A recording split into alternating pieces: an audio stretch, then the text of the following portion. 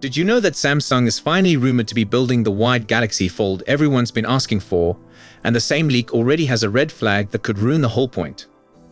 For years, Samsung's Galaxy Fold has had one everyday problem it never truly solved. When it's closed, it doesn't feel like a normal phone. The cover screen is tall, skinny, and awkward. It works, sure, but it never feels natural. And when you're paying Fold money, works isn't the bar. Now we're getting leaks about a wide Fold for 2026, reportedly the Z Fold 8 Wide. And the first impression is exactly what people wanted: shorter and wider when closed and more tablet-like when open. A shape that actually fits how people type, scroll, and use apps all day. But then you look at the renders, and it appears to have two rear cameras. If that ends up being real, it turns Samsung's long-awaited correction into another careful, calculated half-step. And at this stage, that's the part that's already disappointing. First, the good news, because the shape matters more than some people admit. The original Galaxy Fold's front display felt like a preview strip. You could technically do things on it, but typing felt cramped, and so many apps look squeezed. Samsung did improve the cover screen over the years, but it kept that TV remote vibe for way too long, even while rivals went wider with that passport-style design. And yes, plenty of Fold owners got used to it, but getting used to something isn't the same as it being good. This is supposed to be your everyday phone when closed. The cover screen is the screen you'll use for quick replies, maps, payments, and one-handed scrolling. If that screen feels compromised, the whole device feels compromised. That's why the wide Fold leak is so interesting. The rumor is that Samsung is making the closed shape feel more like a normal slab phone. Wider keyboard, less thumb gymnastics, more comfortable app layouts, and less of that narrow tunnel feeling when you're just trying to answer a text. And the inside screen? The wide design is rumored to push closer to a 4:3-ish feel, a more tablet-like canvas instead of a stretched rectangle. That matters for reading, browsing, editing photos, split-screen multitasking, and even simple stuff like watching a video while you scroll through comments.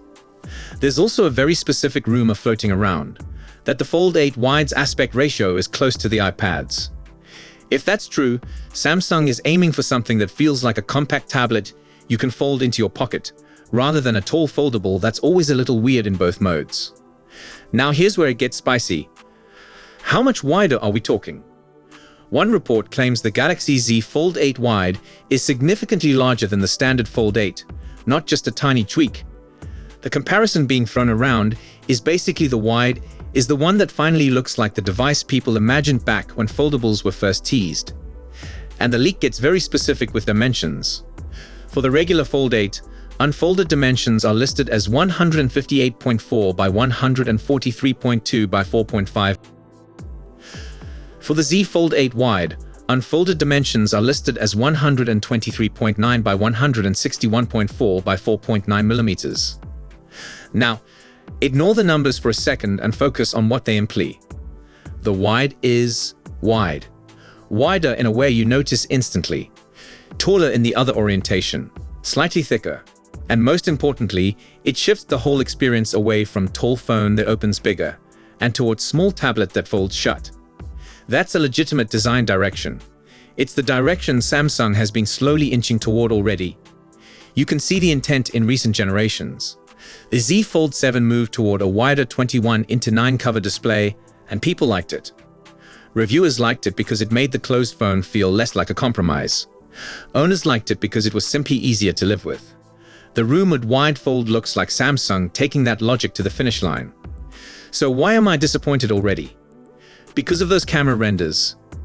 Multiple leaked renders reportedly show only two rear cameras on the Z Fold 8 Wide. And Samsung hasn't announced anything officially, so all of this is rumor territory. But it's the kind of rumor that can tell you how Samsung is thinking. If the final phone ships with just two rear cameras, something important is being cut. And on a premium foldable, camera cuts aren't a cute little detail. They're a daily limitation. On the Z Fold 7, Samsung uses a triple camera setup, a 200 megapixel main sensor, a 12 megapixel ultrawide, and a 10 megapixel telephoto with 3x optical zoom. Is it the most aggressive camera system on the planet? No, but it's versatile. It's the minimum set that makes a flagship feel like a flagship.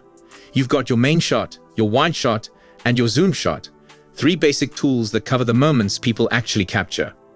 So if the wide fold drops to 2 cameras, the big question is, which lens disappears? The most likely answer is the telephoto. Samsung usually won't sacrifice ultrawide on a premium device, and dropping the main camera would be outrageous. So zoom is the one that gets traded away. And losing a telephoto isn't just enthusiasts complaining, it's real life. Zoom is for kids on a stage, pets that won't sit still, street shots when you can't walk closer, travel photos when there's a barrier, concerts, sports, candids, even food shots when you're stuck across the table and don't want to be weird about it. Digital zoom can't replace optical zoom. You can slap big megapixel numbers on the spec sheet all day, but if you're cropping into the image, you're throwing away detail and inviting noise. The phone can sharpen it, sure, but it's not the same. That's why this rumor bugs me. It suggests Samsung is still treating the Fold like it needs an excuse to exist, like it needs to be balanced by taking something away every time it adds something good. And that pattern is familiar. Samsung's foldable history is full of controlled compromises. Make it thinner and lighter, and the S Pen becomes an awkward add-on. Improve one area, quietly shave another. It's always a trade-off. And sometimes, trades are necessary, but not forever. Because this isn't Generation 2. This is a mature product line. Samsung has years of data, years of feedback, years of people saying the same thing. Make the cover screen feel normal, and stop making the cameras feel like an afterthought. Foldables are hard, yes, but Samsung has been making foldables long enough that buyers should be allowed to expect more than one meaningful win at a time. Especially if the Z Fold 8 Wide is going to sit in ultra-premium price territory, which it almost certainly will. And Samsung doesn't really get to say, well, it's inevitable. Not anymore. Other brands have shown wide foldables don't automatically mean camera sacrifices. Huawei's wide-format foldables have pushed the idea that you can have a more passport-like shape without treating the camera system like it's optional. Motorola's been experimenting with thin designs and stylus support without gutting the whole experience. So if Samsung finally gives us the wide fold people begged for, but ties it to, by the way, you lose zoom, that's not progress. That's bargaining. Now, to be fair, there are a few possibilities here. 1, the renders could be early, incomplete, or simply wrong. That happens.